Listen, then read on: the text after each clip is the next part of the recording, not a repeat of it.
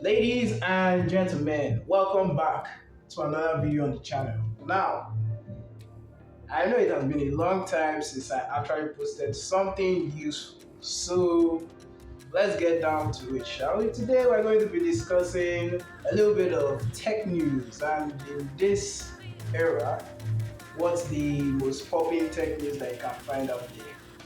Well, it's the iPhone 17 and the whole beautiful lineup of phones that they decided to grace us with this year at Apple Park. And now I'm going to be discussing a phone in particular that I think deserves a lot more attention that it should have gotten. And and of course the object of discussion is the iPhone Air. Not 17 Air, just Air. Now, what is the selling feature about this phone? It's the thinnest phone that Apple has ever made. And for a feat by itself, it sounds very impressive. I mean, the technology has come so far that they are able to compact what is basically a lot of performance in a phone into a very slim form factor. But here's the problem with that mentality, that mindset. If you look at it for even longer than 2 seconds, just look at this phone for longer than 2 seconds. And let me remind you, this phone costs 1,000 US dollars for the base version. So just look at this phone from a very objective standpoint. Do you seem to notice anything missing from it? So if you didn't notice, the phone has one camera lens, which Apple touts as two, but is physically one. It has, if you didn't notice already, the battery would be smaller, so it has a smaller battery, and it doesn't have an advanced cooling system like the iPhone 17 Pro and Pro Maxes have. So for $1,000, Apple is giving some people, because believe me, some people will buy this phone just to make the statement that oh they have an Air phone. For $1,000, Apple has decided that the value of $1,000 is a singular lens, the smallest battery in an iPhone, or rather as small as the iPhone 11, and basically no speakers. Or what you may call speakers is just the little grill at the top of the screen where you basically make phone calls with. That's your only useful speaker. And of course, it's all eSIM because they are basically taking everything at this point. So normally when a phone costs $1,000, obviously you expect the full package. You'd expect at least some high quality lens systems, some decent battery, good sounding speakers, because it's a phone. It's meant to have all those things. And even when it comes down to tablets and any gadget that basically reaches the $1,000 mark. But somewhere, somehow along the line, across the evolution of technology in 2025, Apple has decided that it's not enough. What we get is not enough for the money we give them. So they give us less for more. And I don't remember who it is that came up with this concept of thinning devices. I think it kind of starts with an A and ends with an E. People that have been taking ports out of things for the longest time, even as of recently, SIM card, physical SIM card, because what more could they ask? So why am I making this video?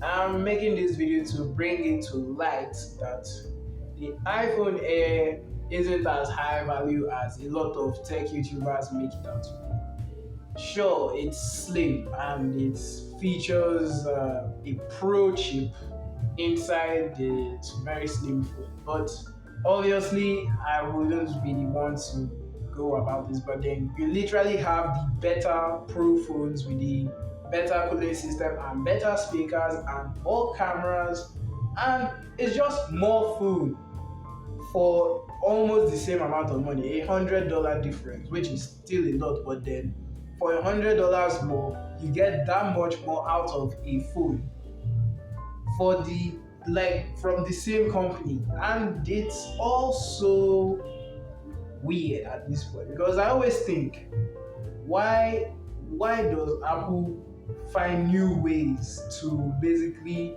reinvent consumerism? Like what more could they be asking people to buy that people haven't thought of already? And I think this sets Apple, as always, they always set a new trend. So I think in the future we'll see more slim phones. Everyone's like, oh, the tech is cool and all that, but then if maybe 20 years from now, you look back in time and be like, remember when we used to get phones with actual specs and battery for the money we give them? Now we just get one lens, a smaller battery, worse speakers, and basically a worse off phone because the temperatures run amok. Basically, a worse off performing phone because the temperature cannot be regulated properly due to the overheating. Now they will tell you they've made all the tweaks and all the GUI that makes the phone, run as it should run. But then what's the way to phrase this? Take it with a grain of salt, a pinch of salt. With how much salt you want to add to it? Because I, for one, believe in getting what you paid for in your phone. Because it wasn't so long ago that iPhone users were always demeaning people that always, from the external point of view, were always complaining about having 120 Hz refresh rates on their phone. Now, if you didn't know about 120 Hz refresh rates, it basically makes your phone look smoother, like the animations, everything. And for a very long time, basically since 120 Hz was a thing, Apple always reserved it for the pros, even if the $800 phones cost more than the $300 Android phones in the market at the time. And the $300 phones featured, I didn't kill it. And the $300 phones at the time featured 120 Hz. So it was like, just add the feature that your customers already paid a premium price for.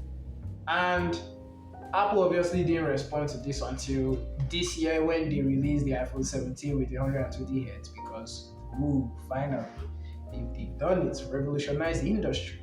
So the iPhone users, especially on Twitter, would always defend this as the animations were already smooth enough. That was their defense. Like 120 Hz on Android could never compare to the 60 Hz animations on iPhone because that is a very logical argument to make. Like, oh, twice as fast isn't actually twice as fast because the half as slow is augmented with. It's just when you look at how they handle their stuff. Obviously, it's Apple. They always do these kind of things. Make their customers pay more for less product and then end up justifying it at the end of the day. So, anyhow you want to twist it, turn it, I am very skeptical about the iPhone. If anything, it's just reminiscent of the middle child syndrome that Apple has always come down to.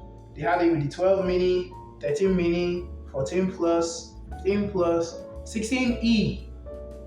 All those phones that they always try to innovate around, but then never really quite stick. So usually just have the base, the Pro, and the Pro Maxes, and this was their attempt to, get their middle child back in the spotlight. We won't even call it a middle child at this point, it's just the awkward sibling.